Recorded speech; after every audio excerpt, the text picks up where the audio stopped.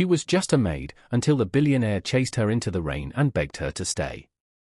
But what happens when love crosses the line between class and heartache? Annabelle is a graduate of University of Lagos, yet she chose to be a cleaner. On a Monday morning, Annabelle sat stiffly on the edge of the chair, clutching her folder. She had walked halfway to save money and still arrived early.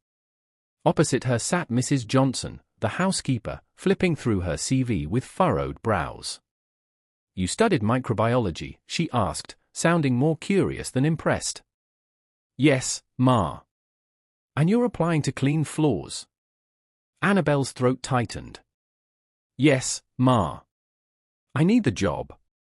Mrs. Johnson removed her glasses and narrowed her eyes. "Ogre doesn't like noise.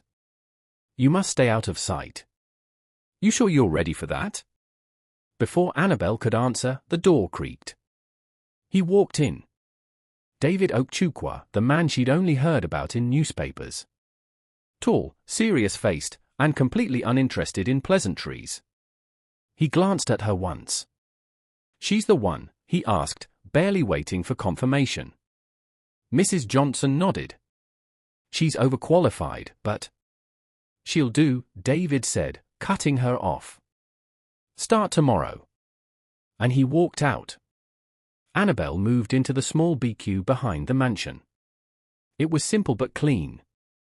Quiet. So different from the cramped apartment where her mother still lived. She rose at 5, mopped marble floors, scrubbed bathtubs, and made breakfast with care. She avoided eye contact, avoided gossip, avoided mistakes. David barely spoke to her. But she noticed things, the way he never smiled, how he stayed locked in his office, how he worked through dinner.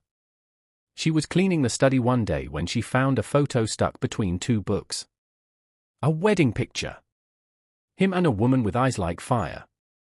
The smile on his face wasn't real. Mrs. Johnson confirmed the rumors. She left him. Took half his company. He hasn't been the same since. One rainy evening, Annabelle was wiping the railings on the staircase when she noticed David standing on the balcony, soaked. She hesitated, then approached quietly. "Sir, should I bring an umbrella?" He didn't move. "Do you think broken people can start again?" Annabelle blinked. "Yes. But not while pretending they're okay." David turned slowly, locking eyes with her. "You talk like someone who's been there." She gave a small, sad smile. "I have." That night, he asked that Annabelle start bringing his meals personally. The change was subtle at first. A longer glance. A question about her mother. Then a conversation over dinner about her dreams. David listened. Not out of politeness, but out of genuine interest. One night, she found him in the kitchen, awkwardly slicing onions. "You're not supposed to be here," she laughed gently. "I wanted to see what peace smells like," he said. Their laughter echoed softly. Jealousy and tension. Not everyone found it amusing. Esther, a senior maid, watched everything with narrowed eyes. Annabelle's new place at the dinner table. The way David looked at her. She began to whisper in corners, spreading rumors. "She's using something. You'll see." One day, while Annabelle was at the market, Esther tore up her schedule log and scattered her things. When Annabelle returned, Esther smirked. "You won't last long here." Everything shifted the day Ephema returned. She walked in like she still owned the house. Her perfume lingered long after she passed. Annabelle stood frozen as Ephema entered the dining room. "This is the new maid," Ephema said, lips curled into a smirk. David always had interesting taste. Annabelle didn't respond. David said little. But tension filled every room she entered after that. Dinner became strained. Annabelle tried to stay professional, but David's eyes always found hers. "You've been quiet," he said one night. "I'm trying not to get in the way." "You're not in the way. I'm not part of this world." David leaned in. "You're part of mine." Her breath caught. One night, after hearing whispers that Ephema might be staying permanently, Annabel stood outside in the rain. David found her there, drenched and shivering. "I'm leaving," she said. "This is too much." He stepped closer. "You were never just a maid to me." She shook her head. "People will never accept this." "Then let them watch." And he kissed her. In the rain. No more secrets. Word traveled fast. His mother arrived in a fury.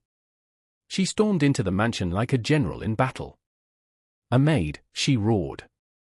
"You want to marry someone who irons your shirts?" Annabel brought in tea silently. The older woman glared. "Don't you dare poison me." "I would never," Annabel said quietly. "You're bold." "I've had to be." That night, Annabel packed her things. She left a short letter in the kitchen. "I can't be the reason your family breaks. I love you too much for that. Please don't look for me." David found it at dawn. He sat on the kitchen floor for hours, holding the note. He called her phone. No answer. He went to her old address. Abandoned. He visited her mother's hospital. The bills had already been paid. By her. Then one day, a letter came. "I'm in Enugu. I'm safe. Thank you for everything." David packed a bag and left immediately. The Enugu market was crowded. Women sold tomatoes, children ran barefoot. Annabel was buying medicine for the clinic when a black SUV pulled in. She turned. David walked toward her. Then he knelt. In the dust. In front of everyone. "Will you marry me?" She froze. "I left money. Power. Control. But I never stopped thinking about you." She cried. "Yes," she whispered. They married in a garden surrounded by family and friends. No designer gowns. No exotic flowers. Just her, him, and love. Even his mother eventually gave a half smile. "She makes you better," she said. Annabel started a foundation to help job seekers. David worked fewer hours, but with more joy. They walked barefoot in their garden at night, holding hands, sharing silence. People still whispered. Some said she was lucky. Others said he was foolish. But when David looked at her across the dinner table, or when Annabel kissed his forehead before bed, they both knew. They hadn't just found love. They had built it. From scratch. From dust. And it was real.